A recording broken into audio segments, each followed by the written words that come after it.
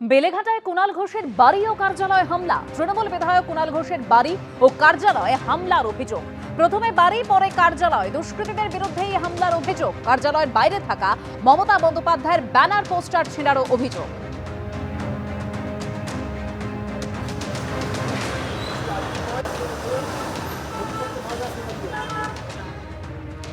বেলেঘাটার তৃণমূল বিধায়ক কুণাল ঘোষের বাড়িতে এবং তার কার্যালয়ে সেখানে কিন্তু হামলার ঘটনা ঘটল বুধবার সন্ধ্যায়।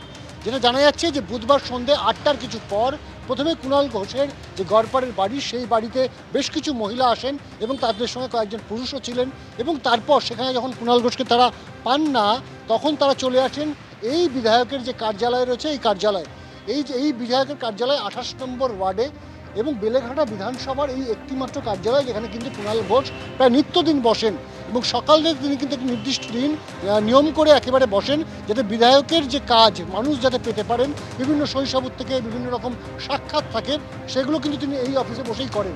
এবং সন্ধ্যে 8টার পর যে অভিযোগ পাওয়া যাচ্ছে, সন্ধ্যে 8টার পর একদল মহিলা এবং কয়েকজন পুরুষ তারা আসেন, এসে কিন্তু কুণাল ঘোষের এইখানে অফিসের উপর একটি যে ফ্লেক্স রয়েছে, একদিকে প্রাক্তন মুখ্যমন্ত্রী মমতা বন্দ্যোপাধ্যায়ের ছবি এবং একদিকে কুণাল ঘোষের ছবি, এই যে ফ্লেক্স, সেই কিন্তু ফ্লেক্স ছিঁড়ে ফেলেন, অকথ্য ভাষায় গালিগালাজ করা হয়। এবং এই গোটা ঘটনা কারা ঘটালো এখন সেটাই কিন্তু সবচেয়ে বড় প্রশ্ন। এই ঘটনার পিছনে কি রাজনৈতিক কোনো অভিসন্ধি রয়েছে? এই ঘটনা কি দলেরই কোনো অন্তর্দ্বন্দ্ব? এই সমস্ত দিকগুলো কিন্তু খতিয়ে দেখা হচ্ছে। এবং ইতিমধ্যে কিন্তু যেটা জানতে পারছি যে কুণাল ঘোষ তার এখানে যে অফিস, এই অফিসের বাইরে থাকা যে সিসি ক্যামেরা, সেই সিসি ক্যামেরা ফুটেজ তারা খতিয়ে দেখছেন। আইডেন্টিফাই করার চেষ্টা চলছে যে কারা এসে এই ধরনের ঘটনা ঘটিয়ে চলে গেল একেবারে কুণাল ঘোষের বাড়ি থেকে ঢিল ছোঁড়া দূরত্বে তারই কার্যালয়। ক্যামেরা পার্থপ্রতিম রায়ের সাথে অনির্বাণ বিশ্বাস, এবিপি আনন্দ, কলকাতা। 17ই আগস্ট থেকে অন্নপূর্ণা যোজনার টাকা ট্রান্সফার হবে আজ নবান্নে ঘোষণা করেছেন মুখ্যমন্ত্রী শুভেন্দু অধিকারী। অনেক অভিযোগ আসছে, অনেকেই বলেন যোগ্য কিন্তু দেওয়া হয়নি। যাচাইয়ের কাজ চলছে। আগস্ট মাসের তালিকা অনুযায়ী টাকা পাবেন। প্রত্যেক মাসের দ্বিতীয় সপ্তাহে 10 থেকে 15 তারিখের মধ্যে টাকা ট্রান্সফার হবে। নবান্নে ফের বলেছেন আজ মুখ্যমন্ত্রী শুভেন্দু অধিকারী। দেখুন। আমি কয়েকদিন আগে বলেছিলাম যে 17 তারিখ থেকে আমাদের তৃতীয় পর্যায়ে অন্নপূর্ণা যোজনার টাকা অ্যাকাউন্টে ট্রান্সফার শুরু হবে। অনেক অভিযোগ আছে আমাদের কাছে এবং অনেক মহিলারা বলেন যে আমি যোগ্য কিন্তু আমাকে দেওয়া হয়নি, ইত্যাদি ইত্যাদি। তাই আমরা মোটামুটি একটা ভেরিফিকেশনের কাজ করছি, যে কাজ আগামীকাল পর্যন্ত আমাদের চালাতে হবে। আগস্ট মাসে যে তালিকা হবে, এই তালিকা আপনারা সবাই অ্যাপ্রিসিয়েট করবেন এবং প্রত্যেক মাসে দ্বিতীয় সপ্তাহে, যেহেতু সরকারের নিজস্ব তহবিল থেকে এটা দিতে হবে এবং টাকার অ্যামাউন্টটাও খুব বড়, প্রত্যেক মাসে 10 থেকে 15 তারিখের মধ্যে যারা বৈধ প্রাপক হিসেবে চিহ্নিত হলেন তারা পেয়ে যাবেন।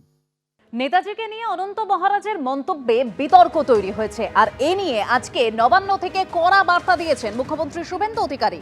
নেতাজির অসম্মানে জিরো টলারেন্স নীতি সরকারের। নির্দিষ্ট ধারায় মামলা দায়ের করে গ্রেপ্তারি শুরুর নির্দেশ দিয়েছেন মুখ্যমন্ত্রী শুভেন্দু অধিকারী। সাইবার সেলকে নির্দেশ দিচ্ছি, নির্দিষ্ট ধারায় মামলা দায়ের করুন। অভিযুক্তদের গ্রেপ্তারি শুরুর জন্য পুলিশকে নির্দেশ দেওয়া হচ্ছে। যারা পোস্ট করেছেন ক্ষমা চান, নিজেদের পোস্ট ডিলিট করুন। ডিলিট করলেও ছাড় পাবেন এমন নয়, পুলিশ উপযুক্ত ব্যবস্থা নেবে। নবান্নে সাংবাদিক বৈঠক করে এই বার্তায় দিয়েছেন মুখ্যমন্ত্রী শুভেন্দু অধিকারী।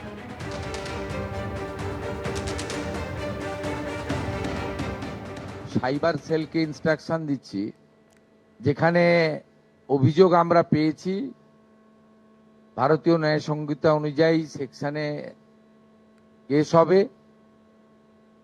ফেসবুকে এবং সোশ্যাল মিডিয়ার যে প্ল্যাটফর্ম আছে, তার যে সিস্টেম আছে, সেটাকে আমরা রাজ্য সরকারের পক্ষ থেকে সোশ্যাল মিডিয়া প্ল্যাটফর্মেও তাদের বিরুদ্ধে ব্যবস্থা নেওয়ার জন্য লেখার ব্যবস্থা করছি এবং নির্দিষ্ট ধারাতে গ্রেপ্তারিও শুরু করার জন্য পুলিশকে নির্দেশ দেওয়া হচ্ছে। আপনারা অবিলম্বে ক্ষমা চেয়ে পোস্ট করুন, নিজেদের পোস্ট ডিলিট করুন। ডিলিট করে দিলেও যে ছাড় পাবেন তা নয়, নির্দিষ্ট সেকশনে পুলিশ ব্যবস্থা নেবে। নেতাজিকে নিয়ে অনন্ত মহারাজের মন্তব্যে বিতর্ক। মুখ্যমন্ত্রী শুভেন্দু অধিকারী তিনি আরও বলেছেন, যেই হন ছাড় পাবেন না। বিজেপির রাজ্যসভার সাংসদের নাম না করে বার্তা দিয়েছেন তিনি। আলাদা করে কারো নাম করব না, কাউকে হিরো জিরো করার জন্য বলিনি।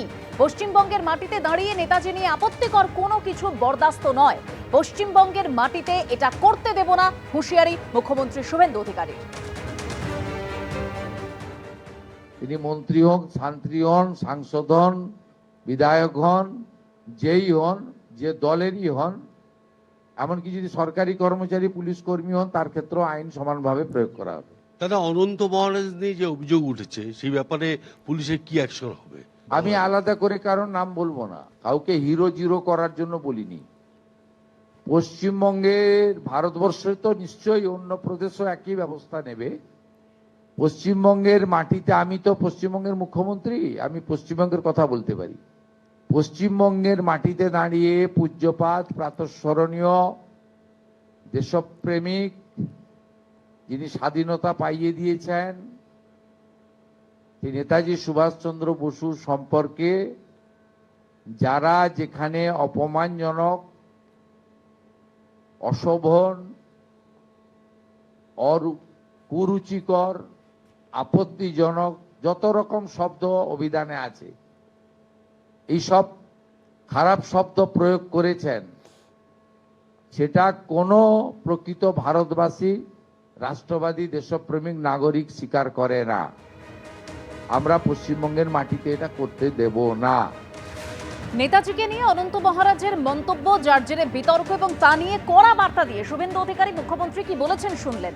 অনন্ত মহারাজ গত 19শে জুলাই ঠিক কি বলেছিলেন এবার শোনাবো।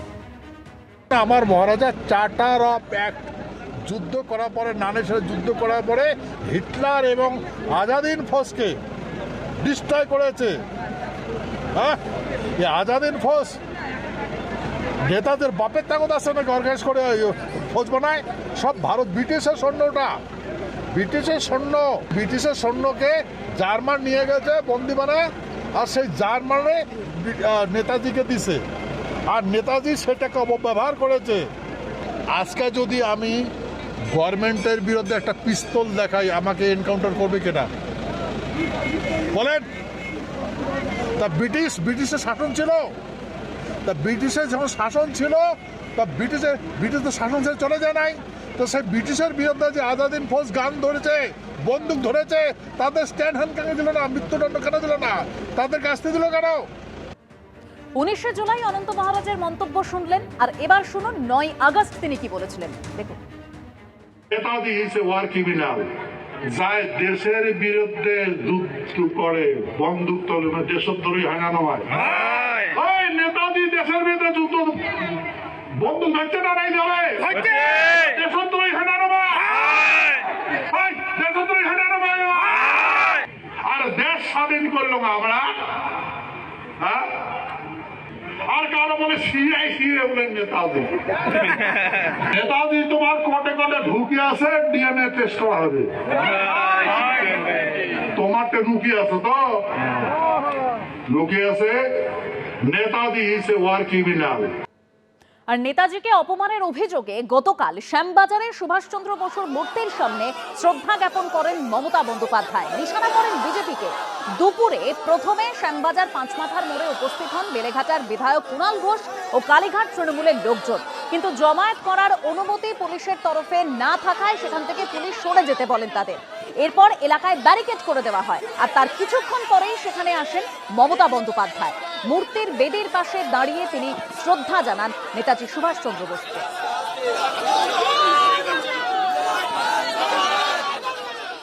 Yesterday we have seen that TMC also had held a protest, and they are making an allegation that somewhere or the other BJP is insulting Netaji. So how do you react to that? No, I am not passing any comment. I am not passing any comment. They are always try to mislead the people. Police will act properly. Police will take appropriate action. ABP Ananda, এগিয়ে থাকে, এগিয়ে রাখে।